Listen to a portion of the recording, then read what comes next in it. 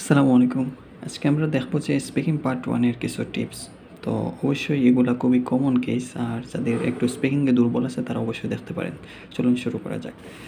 তো আমরা দেখতে পাচ্ছি যে এক ধরনের কমন একটা কোয়েশ্চেন টাইপ আছে যেটা আমাদের স্পিকিং পার্ট 1 এ সাধারণত চলে আসে। তো আজকে আমরা পার্ট 1 শুরু করতেছি, এভাবে আমাদের কয়েকটা পার্ট থাকবে।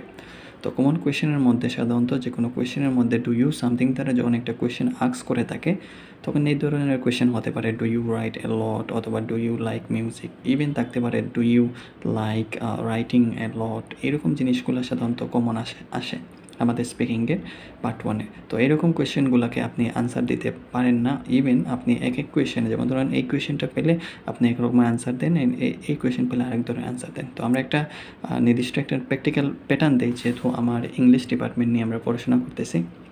তাহলে অবশ্যই আমি একটা অথেন্টিক একটা প্যাটার্ন দেই যেটা আপনি ইউজ করতে পারেন। চলুন শুরু করা যাক। তো আমি আপনাদের বেশি প্যাটার্ন দেবো না, মাত্র 3টা স্টেপ দেবো ইজি। এতে আপনি ভালো একটা র্যাঙ্ক করতে পারেন। আপনার যদি লেভেল আপনি যদি চান অ্যাটলিস্ট 6.5 প্লাস নিতে এই স্টেপটা ইউজ করতে পারেন। যদিও আমি একটা সিম্পল আনসার দেবো। তো প্রথমে কি এই ধরনের কোয়েশ্চেন যখন আমরা ফেস করবো স্পিকিং পার্ট 1 এ, তখন আমরা চেষ্টা করবো যে 3ভাবে আনসার দেওয়ার জন্য 3টা সেন্টেন্সে। তবে 3টা সেন্টেন্স ম্যান্ডেটরি না, অ্যাটলিস্ট যে প্রথমটা অ্যান্ড দ্বিতীয়টা দিতে পারেন। যদি সম্ভব হয় তৃতীয়টা দিবেন, আদারওয়াইজ প্রথম দুইটাই হয়ে যাবে। তো ধরে নিলাম আমাদের ডিরেক্ট একটা কোয়েশ্চেন বললো যে do you write a lot, অর্থাৎ আপনাকে ডিরেক্ট আনসার দিতে হবে ইয়েস অর নো।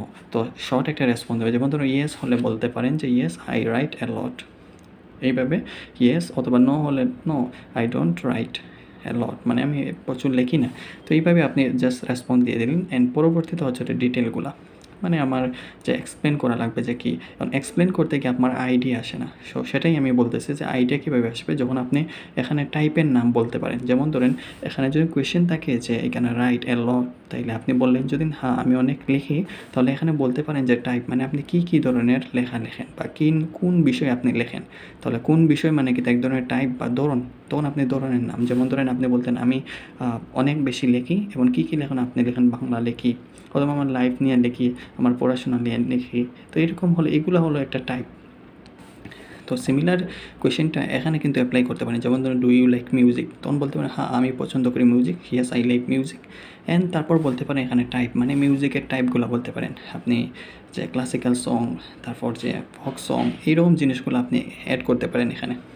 বুঝছেন? আশা করি যে একটা বুঝতে পারেন। তো তারপর একটা রিজন বলতে পারেন যে ওই কেন আপনি লেখেন বা কেন আপনি মিউজিক শোনেন। এটা কিন্তু এডিশনাল আপনার উপরে ডিপেন্ড করে, বাট এটা কিন্তু যে অ্যাপ্রোপ্রিয়েট কিন্তু। বুঝতে পারছেন?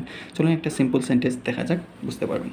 তো ধরেন আমাদের এখানে ল আছে কি যে do you write a lot, এরকম। তো আমাদের ফরম্যাটের ক্ষেত্রে প্রথম স্টেপ হচ্ছে যে আপনি ডিরেক্ট আনসার দেবেন yes I write a lot, direct answer আমরা দিয়ে দিলাম। অ্যান্ড পরবর্তীতে আপনাকে বললাম যে আপনি কি বলতে হবে টাইপের নাম বলেন, কিছু টাইপ বলেন যে আপনি কী ধরনের রাইটিং সাধারণত লেখেন। তখন বললেন যে এরকম এডিশনাল কিছু ফেজ ইউজ করলেন, I usually, I naturally, I certainly, এরকম জিনিসগুলো ইউজ করে বলতে পারেন আই ইউজুয়ালি রাইট, যে আই ইউজুয়ালি রাইট, আমি সাধারণত লেখি। কী লেখে এই অ্যাবাউট বলে আপনি অন্য 2-3টা যে বিষয়ের নাম, আপনি স্টাডি বলতে পারেন, লাইফস্টাইল বলতে পারেন, কালচারাল প্যাটার্ন বলতে পারেন, যা ইচ্ছা আপনি বলতে পারেন। জাস্ট অ্যাবাউট বলে আপনি আপনার অ্যাড করে দিলেন। তো এইভাবে জাস্ট বেস ফর্ম দিয়ে আপনি অ্যাড করতে পারেন। ইভেন আপনি চাইলে এখানে কি আই ইউজুয়ালি লাভ ইউজ করলে এখানে রাইটিং চলে আসবে। বুঝতে পারছেন? অ্যান্ড দেন আমরা চাইছিলাম যে একটা রিজন আনার জন্য। তো আপনি বলতে পারেন যে এখানে রিজনটা যে সাধারণত কী রিজন, যে আমি লেখলে কী লাভ হয়। তো বলতে পারেন it really helps me two, মানে এটা এতটুকু এখান থেকে শুরু করে এতটুকু পর্যন্ত ফিক্স থাকবে। তো আপনি চাইলে বলতে পারেন it really helps me two, মানে এটা আমাকে রিয়েলি সত্যিকারে সাহায্য করে। কীভাবে সাহায্য করে? এখন বলতে পারেন আমার রাইটিংটা ইমপ্রুভ করতে সাহায্য করে, তখন জাস্ট এখানে ইমপ্রুভ কথাটার সাথে আপনি অ্যাড করতে পারেন। তো ইমপ্রুভ কি অন্য এক্স অ্যান্ড ওয়াই দিতে পারেন আপনার ইচ্ছা মতো। কী ইমপ্রুভ, জাস্ট খেয়াল রাখতে পারেন টু এর পরে যা আসবে বেস ফর্ম আসবে।